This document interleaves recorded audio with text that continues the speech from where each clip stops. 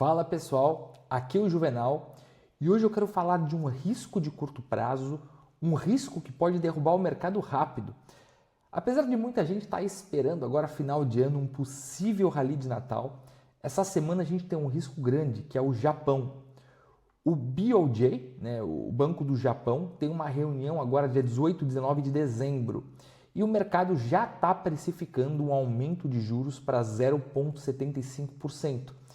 E eu já deixo claro que isso aí não é uma certeza de um crash, tá? Mas isso já fica como um catalisador real de volatilidade. É um risco aí que a gente não pode ignorar essa semana. E também, se você quer aprender a ler risco macro, sem cair em manchete, sem cair em FUD, segue o canal, curte esse vídeo que sempre tem atualização para você. Voltando agora para o Japão não é agora só mais um país, tá? Por anos, o Ien foi base de carry trade, dinheiro barato, financiando aí posição de risco no mundo inteiro, porque o pessoal pegava o dinheiro com juros zero e levava para outros países para comprar ativos aí, então muito dinheiro acabava migrando do Japão para isso. E resultando, quando o Japão sobe juros, duas coisas podem acontecer no curtíssimo prazo. O primeiro é o Ien tende a ficar mais sensível, tende a ficar mais forte. O segundo é que começa um movimento de redução de risco, de desalavancagem, porque aquele dinheiro barato que pegaram no Japão já começa a ficar menos barato. Então, isso não significa que tem que cair, que o mercado vai cair, mas significa que o mercado começa já a ficar mais frágil. E como o Japão vai mudar o custo do dinheiro, a força de ajuste de posicionamento começa a ficar mais forte, porque muita gente vai começar a reposicionar as suas posições e reajustar. Então, tem um ponto também que tem sempre gente dizendo agora, que quando o Japão ele sobe os juros, o mercado cai na casa de 20% ou mais.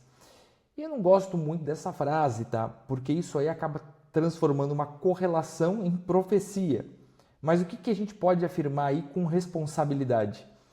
Que em eventos recentes de aperto do Banco do Japão, a gente viu sim uma volatilidade forte e muito barulho aí de desalavancagem. Mas o tamanho do movimento, quão grande ele vai ser, ele depende aí do que já foi precificado. Depende do posicionamento, depende do contexto. Estados Unidos, depende do dólar, as ações estão em máximas, qual que vai ser a liquidez do final de ano. Então tudo isso pesa. Mas o risco é real, mas também não é lei da física, não é uma certeza. Agora vamos matar um FUD aí bem comum essa semana, que tem gente falando aí que o Japão vai despejar 500 bilhões de dólares em ETF no mercado de uma vez. Isso aí não faz o menor sentido, tá? Do jeito que está sendo falado.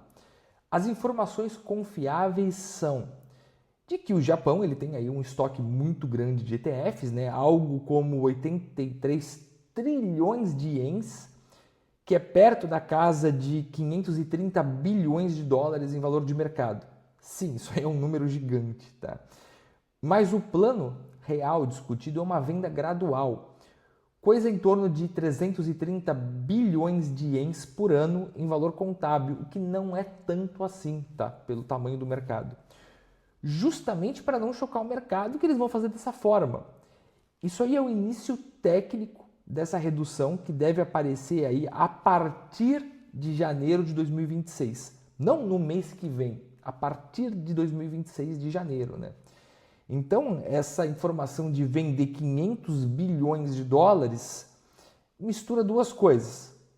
Um seria o estoque total e o dois, o fluxo real, que é pequeno e lento. Tá?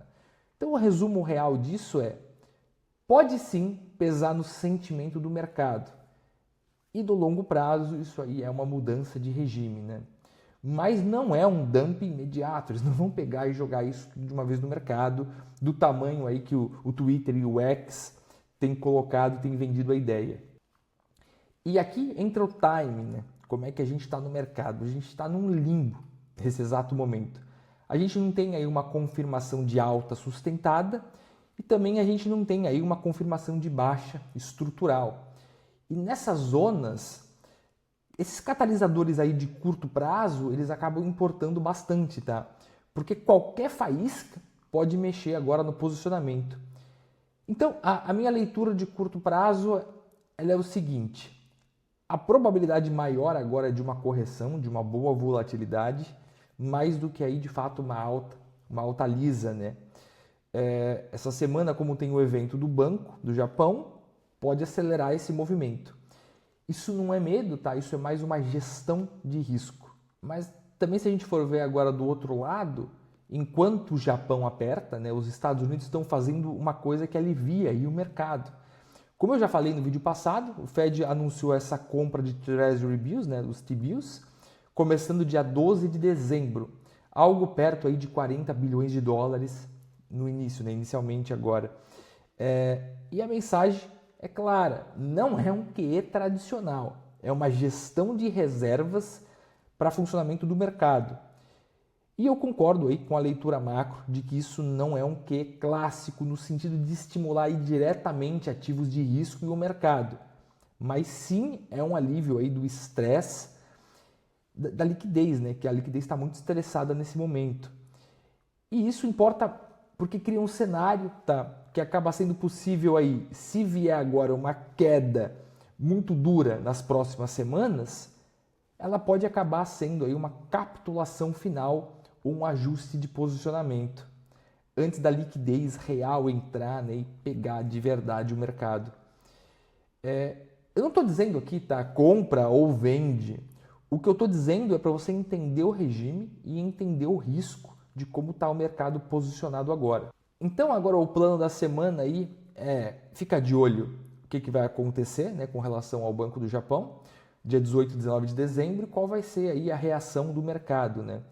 Separar fato de FUD, especialmente essa história do ETF aí que não faz o menor sentido, e lembrar também que a gente está num ponto agora que um controle de risco vale mais do que uma convicção emocional.